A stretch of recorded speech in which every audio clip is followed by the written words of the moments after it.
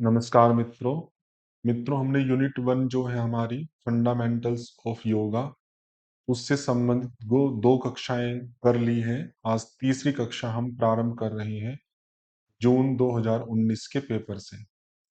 प्रश्न है आपका, क्षणिकवाद का सिद्धांत किस दर्शन से संबंधित है? ये प्रश्न पहले भी आया था, पिछली कक्षा में मैंने इसकी व्याख्या की थी, तो वहां पर इसको क्षणभंगुरवाद लिखा था। क्षणभंगुरवाद, हाँ वही है, क्षणिकवाद कह दीजिए या क्षणभंगुरवाद।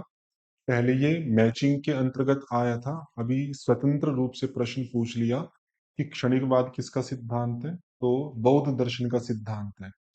जैन दर्शन के 2 प्रसिद्ध वाद हैं, एक स्यादवाद ये आ चुका है आपका, एक अनेकांतवाद भी सिद्धांत है, ये भी एक प्रमुख सिद्धांत है।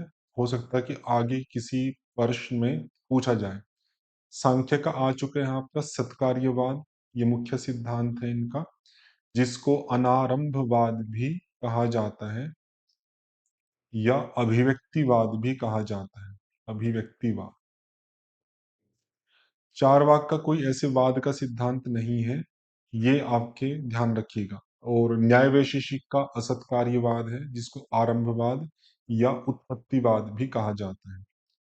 महाभारत के उस पर्व का नाम बताएं जिसमें विष्णु सहस्त्र नाम उल्लेखित है। तो ये प्रश्न गलत है, क्योंकि विष्णु सहस्त्र नाम जो है आपका वो अनुशासन पर्व में है और वो ऑप्शन यहाँ पे दिया नहीं था, तो बाद में इस क्वेश्चन को उन्होंने ड्रॉप कर दिया था। बौद्ध दर्शन के अनुसार सम्यक व्यायाम का आशय है, ये पहले भी प्रश्न आया था आपका इसी से मिलता जुलता।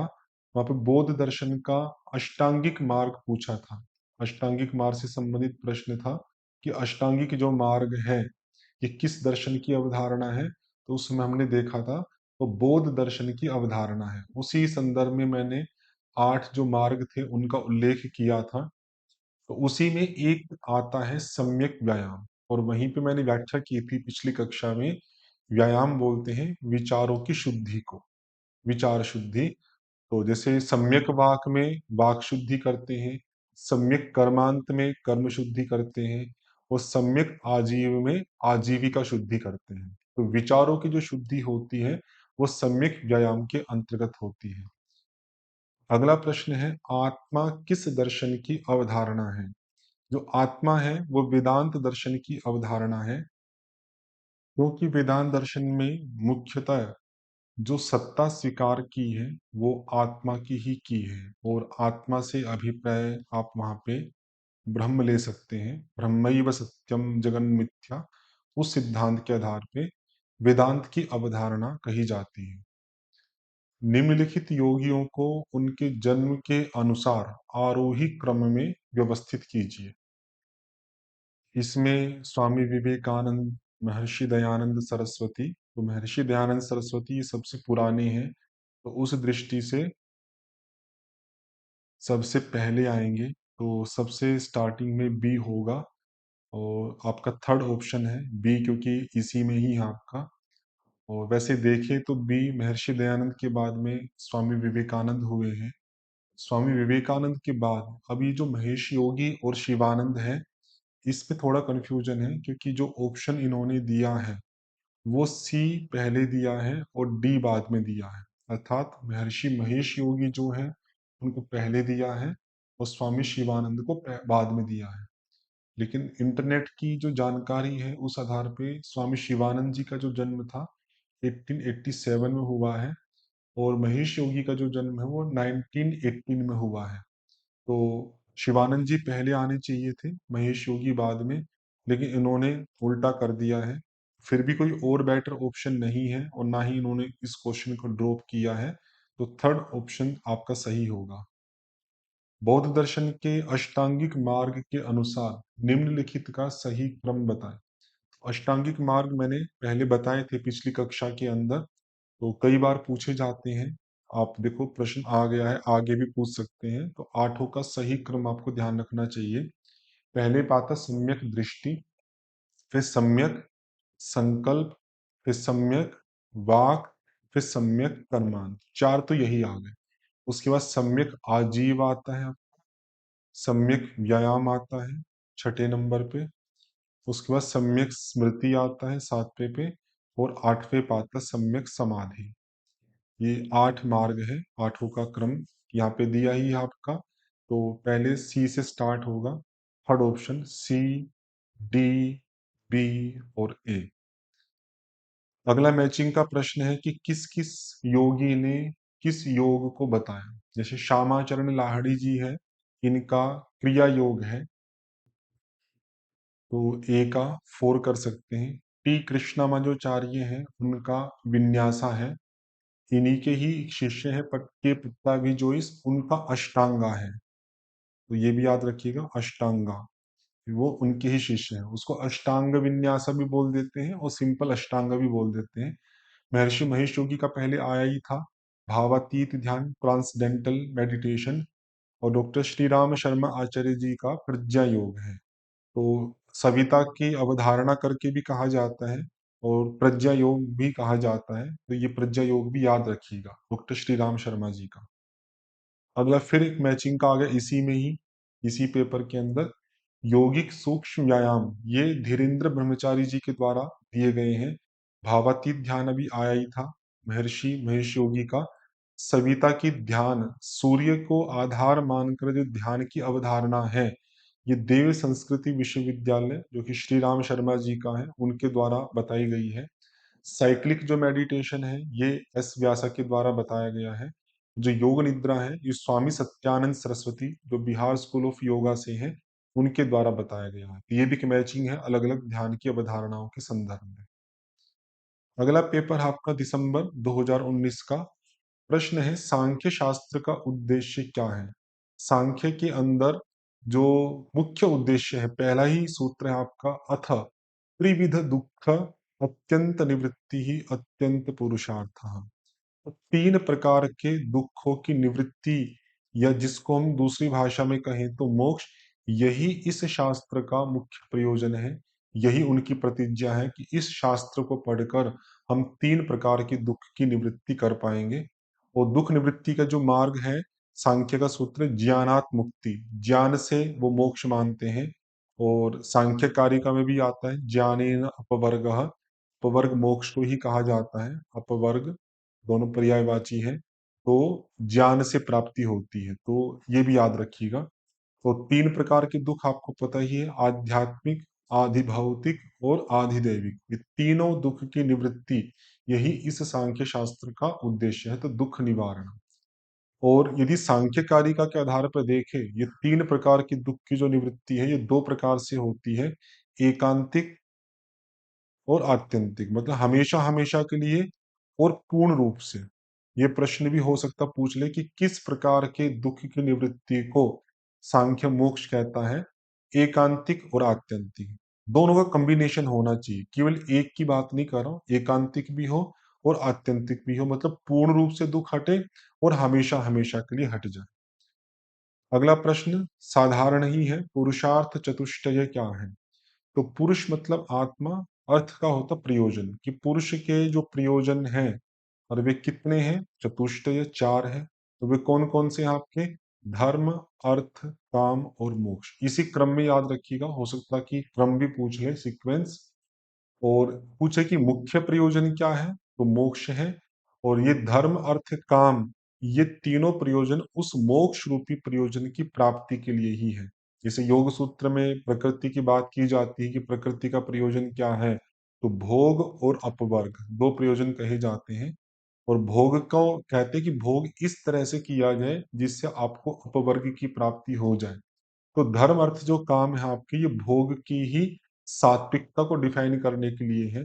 यदि इनके साथ में धर्म अर्थ काम के साथ भोग किया जाएगा, तो उससे अपवर्ग की प्राप्ति हो जाएगी। सांख्य दर्शन के संस्थापक कौन है, ये पहले भी आ चुका है प्रश्न आपका। महर्षि कपिल है आपके, कपिल मुनि। पतंजलि का योग दर्शन है। वेद व्यास या बादरायण का आपका उत्तर मीमांसा या ब्रह्म सूत्र कह सकते हैं। अत्रि का कोई भी दर्शन नहीं है, ये वैसे ही लिख दिया उन्होंने। निम्नलिखित में से कौन से वैदिक ऋषि हैं। वैदिक मतलब वैदिक काल से संबंधित है, तो इसमें महर्षि अंगिरा, उपनिषद में उल्लेख आता है आपका इसका। और अत्रि, महर्षि अत्रि, उपनिषद में तो साक्षात ऐसा उल्लेख नहीं ध्यान आ रहा मुझे, लेकिन ये प्राचीन ऋषि आपके कहे जाते हैं। तो ये 2 ऋषि हैं जो कि वैदिक काल से जुड़े हुए हैं और ये स्पष्ट हमें इसलिए भी पता लग जाता है कि जैसे रमन महर्षि ये अभी हुए हैं, महेश योगी ये भी अभी हुए हैं, वैदिक काल से इनका कोई संबंध नहीं है। तो ये कॉमन जानकारी के आधार पे प्रश्न था। बी ऑप्शन सही होगा, ए और सी।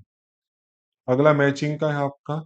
तो ये आचार्य योगी दिए गए हैं और किनका किस किस स्थान से संबंध है वो पूछे। जैसे स्वामी विवेकानंद हमें पता ही है, कोलकाता से इनका जन्म है, वहीं पर मृत्यु हुई थी। स्वामी शिवानंद सरस्वती ये ऋषिकेश से संबंधित है, यही इनकी मृत्यु हुई थी। पी कृष्णमाचार्य साउथ से थे, मैसूर से। और डॉक्टर श्री राम शर्मा आचार्य, जन्म तो इनका आगरा आदि में हुआ था शायद, लेकिन मृत्यु या इनका पूरा जो प्रकल्प है वो सारा हरिद्वार में शांति कुंज के नाम से है। तो डी का आपका 3 हो जाए। अगला भी मैचिंग का है। देखो पिछले पेपर के अंदर ही अलग अलग प्रकार के योग किस किस योगी के द्वारा दिए गए हैं पूछा था, फिर दोबारा आ गया आपका, लेकिन कुछ चेंज करके हैं, उनको भी ध्यान रखना। तो महर्षि दयानंद सरस्वती के द्वारा आपका जो योग दिया गया है वो है उपासना योग। तो डी का तो 1 याद रखिए। विवेकानंद जी के नाम से आपका राजयोग है, राजयोग नाम से उनकी पुस्तक भी है। श्री अरविंद का पहले भी आया था आपका पूर्ण योग, जिसको इंग्लिश में इंटीग्रल योगा भी कहा जाता है। और रमन महर्षि का है ज्ञान योग। ये सब मुख्य है आपके, परीक्षा की दृष्टि से इंपॉर्टेंट है, ध्यान रखिएगा। अगला पेपर आपका जून 2020 का। प्रश्न पूछा कि योग का लक्ष्य क्या है। तो योग का जो अंतिम लक्ष्य है वो है कैवल्य की प्राप्ति। वैसे इस प्रश्न के जो ऑप्शन हैं वो उतने अच्छे नहीं है, क्योंकि कैवल्य प्राप्ति कह दीजिए या ईश्वर साक्षात्कार कह दीजिए, वो एक ही बात है। बस इतना है कि योग सूत्र में जब अंतिम प्रयोजन की बात करते हैं तो वहाँ कैवल्य शब्द का प्रयोग करते हैं। कैवल्य पाद भी है आपका, उसमें अंतिम सूत्र है, पुरुषार्थ शून्यानाम गुणानाम प्रतिप्रसवः स्वरूप प्रतिष्ठा वा चिति शक्ति वा कैवल्यम। तो कैवल्य को इन्होंने मुख्य प्रयोजन के रूप में स्वीकार किया है। बी ऑप्शन आपका सही होगा। महाभारत का जो विभाजन है वो पर्व में किया गया है। 18 पर्व है महाभारत के अंदर। उन 18 पर्वों का क्रम भी याद रखिएगा, हो सकता है कभी आगे पूछ ले। जैसे पहले है आदि पर्व है, फिर आपका सभा पर्व आता है। आदि पर्व में बहुत बड़ी घटनाएं हैं आपकी, शांतनु की, भीष्म पितामह की, पांडवों की, सब आ गई। जूत जो सभा हुई उसमें सभा पर्व है। जब वनवास हुआ उसके बाद में उसमें वन पर्व आता है। जब अज्ञातवास वो काटते हैं तो विराट पर्व आता है। फिर श्री कृष्ण शांति का जो प्रयास करते हैं, उद्योग प्रयास को कहा जाता है, शांति दूत बन के जाते हैं उद्योग पर। उसके बाद युद्ध स्टार्ट होता है। तो युद्ध में कौरवों के सेनापति के आधार पर पर्वों के नाम है। जैसे पहले सेनापति भीष्म थे तो भीष्म पर्व। इसी भीष्म पर्व का एक भाग है आपका 700 श्लोक का, वो है गीता। फिर अगला द्रोण पर्व आता है आपका। उसके बाद कर्ण पर्व आता है, फिर शल्य पर्व आता है। 9 हो गए। फिर सौप्तिक पर्व, सोते हुए पांडवों के पुत्रों को मारते हैं तो सौप्तिक पर्व है। स्त्रियां विलाप करती हैं युद्ध समाप्त होने के बाद में तो स्त्री पर्व है। फिर भीष्म पितामह युधिष्ठिर को उपदेश देते हैं मरने से पहले, तो उसमें शांति पर्व और अनुशासन पर्व, ये 2 बड़े पर्व हैं। सबसे बड़ा पर्व आपका शांति है। और उसके बाद अश्वमेध यज्ञ करते हुए धर्म की स्थापना के लिए, तो अश्वमेधिक पर्व आ जाएगा। फिर वो वनवास के लिए चले जाते हैं, सब बड़े बड़े जो लोग थे आपके भी, जैसे धृतराष्ट्र है, गांधारी है, कुंती है, तो आश्रम वासिक पर्व आ जाएगा। फिर जो गांधारी ने श्राप दिया था श्री कृष्ण को कि तुम्हारा यदुवंश समाप्त हो जाए, तो मुसल नाम का जो एक शिकारी था उसके तीर से श्री कृष्ण की मृत्यु हो जाती है, तो मौसल्य पर्व है। फिर वे जो पांडव थे वे स्वर्ग की ओर प्रस्थान करना शुरू करते हैं, तो महाप्रास्थानिक पर्व। और स्वर्ग आरोहण होने पर स्वर्गारोहण पर्व। 18 पर्व है, थोड़ी थोड़ी कहानी के आधार पर इनको याद रखिएगा। C option. अगला हेतु द्वारा हेतुमान के ज्ञान को कहा जाता है। तो सांख्य दर्शन में 3 प्रमाण हैं जो मुख्य रूप से स्वीकार किए जाते हैं। प्रत्यक्ष प्रमाण है, अनुमान प्रमाण है और आगम प्रमाण है। तो वहां पे डेफिनेशन दी है प्रत्यक्ष की, तो है प्रति विषय अध्यवसायो दृष्टम। प्रति विषय अध्यवसाय। अध्यवसाय बोलते हैं निश्चय को, कि इंद्रियों के माध्यम से विषय विषय के प्रति जो निश्चयात्मक ज्ञान है, मतलब उसमें माध्यम क्या बनेंगे निश्चयात्मक ज्ञान में, इंद्रियां, ऐसे ज्ञान को प्रत्यक्ष ज्ञान कहेंगे। अनुमान की परिभाषा देते लिंग लिंगी पूर्वकम अनुमानम। लिंग लिंगी पूर्वकम, तो उसी का ही हिंदी अनुवाद है हेतु और हेतुमान। लिंग बोलते हैं हेतु को, और हेतु अस्यास्थिति, हेतुमान वो बोलते हैं लिंगी को। तो हेतु के द्वारा जिसका वो हेतु है, उस हेतुमान के ज्ञान को क्या कहा जाता है, अनुमान प्रमाण कहा जाता है। तो ये अच्छा प्रश्न था टेक्निकल, सही जानकारी जिसको होगी वही उत्तर दे पाएगा। आगम प्रमाण वही है जो आप्त श्रुति है, आप्त व्यक्तियों के द्वारा कहा गया जो भी कथन है, उसको आगम प्रमाण में स्वीकार किया जाता है। तो सी ऑप्शन हो गया। सांख्य के अनुसार 3 प्रकार के दुखों से निवारण का विशिष्ट साधन क्या है? पिछले पेपर में आया था आपका कि 3 प्रकार के दुख की निवृत्ति मैंने बताई थी। तो उसमें साधन है, सांख्य कारिका का एक छोटा सा अंश दिया है इन्होंने, व्यक्ता व्यक्तज्य विज्ञानात्, कि व्यक्त और अव्यक्त दोनों ये प्रकृति के भेद हैं। अव्यक्त मतलब मूल प्रकृति जो किसी से उत्पन्न नहीं हुई, और व्यक्त मतलब उत्पन्न होने वाली प्रकृति जो कि अव्यक्त से उत्पन्न होती है। और जय मतलब उस प्रकृति को जानने वाला जो पुरुष है, आत्मा, उसको जय कहा जाता है। तो इन दो पदार्थों के सही सही ज्ञान के द्वारा ही 3 प्रकार के दुखों की निवृत्ति हो सकती है, ऐसा सांख्य दर्शन स्वीकार करता है। पहले भी मैंने कहा था ज्ञानात मुक्ति, ऐसा वो स्वीकार करता है। निम्न में से कौन सा युग्म, युग्म बोलते हैं जोड़े को, कि कौन सा जोड़ा है जो पुराण की विशेषता के संदर्भ में कहा गया है? वैसे तो अगर आप देखो तो पुराण हमारे सिलेबस में नहीं है, तो नहीं आना चाहिए था, लेकिन कभी कभी कोई प्रश्न है आपका जो कि सिलेबस से बाहर आ जाता है। तो पुराण को समझाने के लिए 5 लक्षण किए जाते हैं। एक सर्ग होता है, कि किसको हम पुराण कहेंगे, जिसमें सर्ग, प्रतिसर्ग, वंश, मनवंतर और वंशानुचरित, इन 5 विषयों का उल्लेख जिन ग्रंथों में होता है उन ग्रंथों को कहा जाता है पुराण। तो सर्ग मतलब सृष्टि की उत्पत्ति कैसे होती है, प्रतिसर्ग मतलब उसका लय कैसे होता है, देवताओं के ऋषियों के वंश उसमें बता रखे हैं, अलग अलग मनु बता रखे हैं कि कौन कौन से मनु हुए, कितना उनका काल होता है, और चंद्रवंशी और सूर्यवंशी राजाओं के चरित्र भी बता रखे हैं। तो ये 5 ऐतिहासिक या सृष्टि के या वंश के बहुत तरह की विशेषताएं जिनमें पाई जाती है, उनको पुराण कहते हैं। तो यहाँ पे जो जोड़ा बनता है आपको वो सर्ग और प्रतिसर्ग का है। बाकी सब वैसे ही डाल रखे, जैसे प्रश्न है, अनुवाक है, तो ये वैसे प्रश्न जो है एक उपनिषद है, अनुवाक जो है आपका ये सामवेद आदि में विभाजन किया जाता है, वेदों के विभाजन में आता है अनुवाक। हाँ, मंडल है, ये भी ऋग्वेद के 10 मंडल होते हैं, अध्याय वैसे लिख दिया इन्होंने। और कांड है, रामायण का विभाजन कांड में किया जाता है। तो अदर अदर शब्द लिख दिए, और जो हमारे प्रश्न से मैच होता है वो है सर्ग प्रतिसर्ग। निम्न में से कौन से अभ्यास षट संपत्ति से संबंधित है? तो षटक संपत्ति जो सिद्धांत आपका, ये वेदांत दर्शन का है। वेदांत दर्शन से संबंधित हमने पहले भी एक प्रश्न किया था, जहाँ पे उसके ज्ञान योग के साधन आए थे, अंतरंग और बहिरंग। तो उसी में मैंने बताया था कि जो बहिरंग साधन है वे 4 होते हैं, विवेक, वैराग्य, षटक संपत्ति और मुमुक्षुत्व। तो वहां पे जो षटक संपत्ति आता है, तो 6 एसेट्स, ये आपकी परीक्षा में काफी आते हैं, इनको सीक्वेंस वाइज याद रखिएगा। शम, दम, उपरति, तितिक्षा, समाधान और श्रद्धा, ये इसका सीक्वेंस है। इसी सीक्वेंस को आप ध्यान रखिएगा। श्रद्धा, शम तो हो गया आपका अंतःकरण का नियंत्रण, दम हो गया आपका बाह्यकरण का नियंत्रण, विस्तार से मैंने क्लास में बताया था आपको, यहाँ पे मैं ज्यादा विस्तार नहीं करूंगा, वीडियो बड़ा हो जाएगा। उपरति है कि जब श्रवणादि विषयों से हम मन को हटा लेते हैं तो उसको हटाए रखना उपरति है। और द्वंद्वों को सहन करना, ये तितिक्षा है। और श्रवणादि में मन को लगाना समाधान है। गुरु या शास्त्र के द्वारा कहे गए जो वाक्य हैं उन पे विश्वास रखना श्रद्धा है। तो अब देखो, शम आ गया आपका, दम आ गया आपका, समाधान।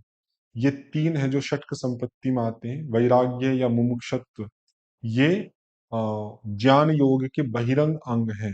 जैसे षटक संपत्ति एक अंग था, वैसे ही विवेक वैराग्य मुमुक्षत्व भी अंग है। तो हमसे तो प्रश्न षट संपत्ति का पूछा था, बी सी डी आपका ऑप्शन होगा। ये सांख्य से है। सांख्य के अंदर बुद्धि सर्ग का एक उल्लेख आता है। बुद्धि सर्ग, तो बुद्धि सर्ग मतलब बुद्धि की सृष्टि, उत्पत्ति। उसमें दो प्रकार की उत्पत्ति वहां पे करते हैं। एक सात्विक उत्पत्ति करते हैं, सात्व का, सत्व वाली। एक तमस वाली उत्पत्ति करते हैं। सत्व वाली के चार भेद करते हैं: धर्म, ज्ञान, विराग और ऐश्वर्य। और अधर्म, तमस वाली के उल्टे हो जाते हैं: अधर्म, अज्ञान, अविराग और अनैश्वर्य। तो सांख्य कारिका में आगे इनके फल बताए जाते हैं कि धर्म से क्या होता है। धर्मेण ऊर्ध्वगमनम, कि धर्म से ऊर्ध्वगमन होता है, मतलब ऊर्ध्व लोकों की प्राप्ति होती है। ये धर्म का हो गया।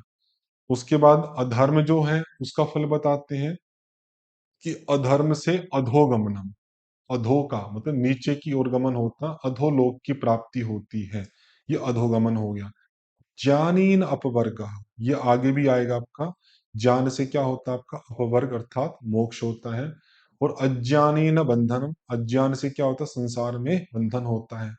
विराग से क्या होता है प्रकृति लय, प्रकृति का लय हो जाता है। और अविराग से क्या होता है संसार, संसार के साथ आपकी आसक्ति जुड़ी रहती है। ऐश्वर्य यदि प्राप्त हो या आपको अणिमादि का, तो अविघात, किसी भी इच्छा का विघात नहीं होता, जो भी चाहे आप पूरा कर सकते हो।